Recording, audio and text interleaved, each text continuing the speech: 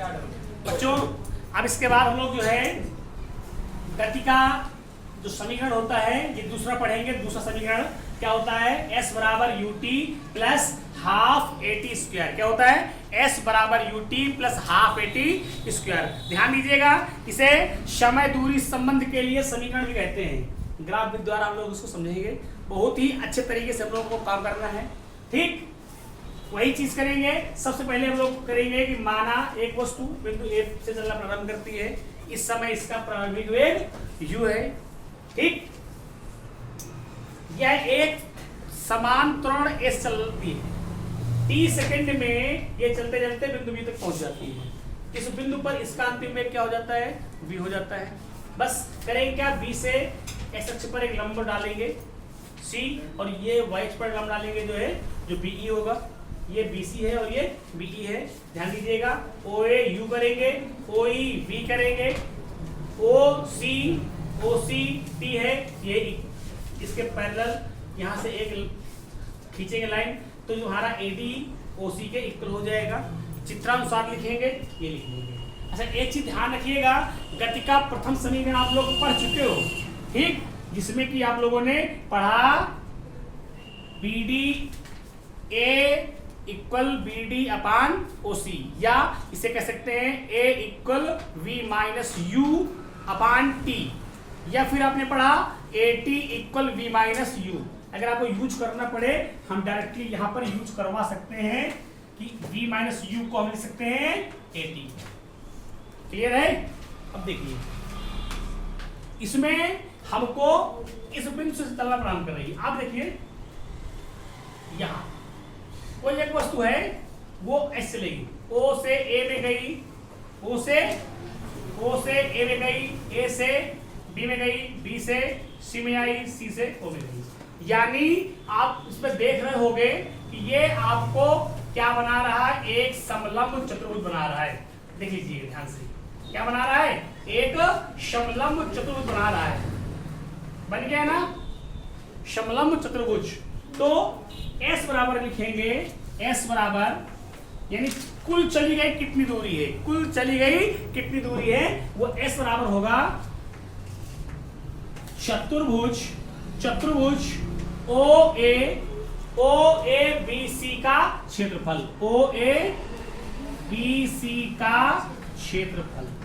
बेटा ध्यान से देखिएगा, OABC का क्षेत्रफल। क्लियर है? अब देखिए, इसमें आपको दो भागों में इसको बांटना है। मैंने तो ये पूरा कर दिया, अब इसको दो भागों में बांटना है। तो इसको मैं अलग कलर से कर रहा हूं, एक को अलग से कर रहा हूं, दूसरे को अलग से कर रहा हूं। मैं इसको अलग के दे रहा हूं, यहां से यहां तक आप लोग इसको एक कलर से कर दीजिए, ये हो गया, ठीक है। दूसरा आप लोग इसको इस कलर से कर दीजिएगा। देख पा रहे हैं आप? ठीक है, इसको मैंने दो भागों में बांट दिया। कलर आपको दोनों दिखाई दे रहा है ना? बताए बेटा, इसमें ये आपको ये जो आपका ये एरिया पूरा बाउंडेड हुआ, ये आपको दो कलर में दिखाई दे रहा होगा, एक त्रिभुजाकार और एक आयताकार। तो OABC एक आयत बन गया है और ADB एक त्रिभुज बन गया है। तो जो आपका ये चतुर्भुज OABC का क्षेत्रफल इंडिकेट करेंगे, हमने इसको दो भागों में बांट दिया है। वो क्या हो जाएगा, आयत OADC का क्षेत्रफल प्लस त्रिभुज ADB का क्षेत्रफल, ADB का क्षेत्रफल। बेटा दो भागों में इसको बांट दिया।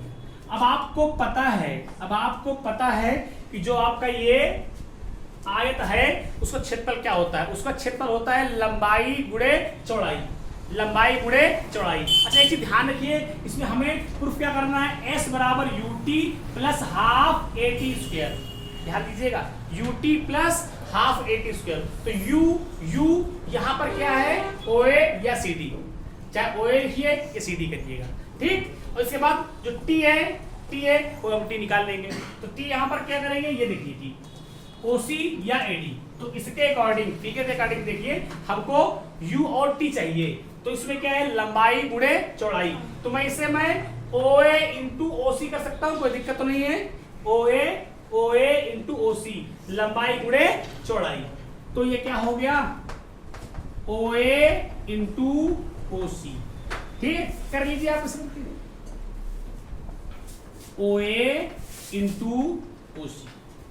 ठीक, ये आपका हो गया क्या, आयत क्षेत्रफल प्लस त्रिभुज क्षेत्रफल क्या होता है, 1/2 गुणे आधार गुणे ऊंचाई। तो 1/2 गुणे आधार, इसका आधार क्या है AD, आधार क्या है AD गुणे ऊंचाई। ऊंचाई देखिएगा, आधार गुणे ऊंचाई, तो यहां पर है ऊंचाई हम लोग AD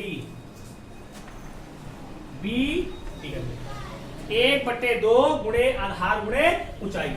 अब देखिए बता, S बराबर OA इक्वल U, यहां पर आ गया U इंटू OC कितना दिया बेटा T, ये T आ गया, प्लस 1/2 इंटू AD, और AD आप देख पा रहे होंगे, AD टाइम टेकन यानी कितना समय लिया जा रहा है, AD T।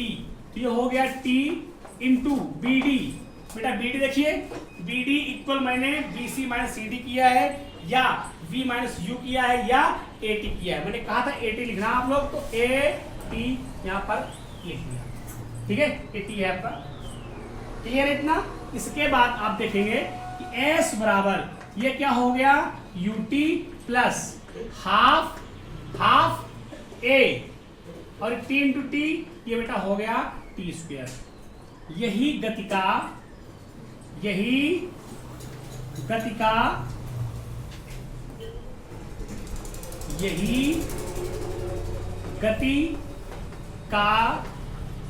दूसरा समीकरण है। यही गति का दूसरा समीकरण है।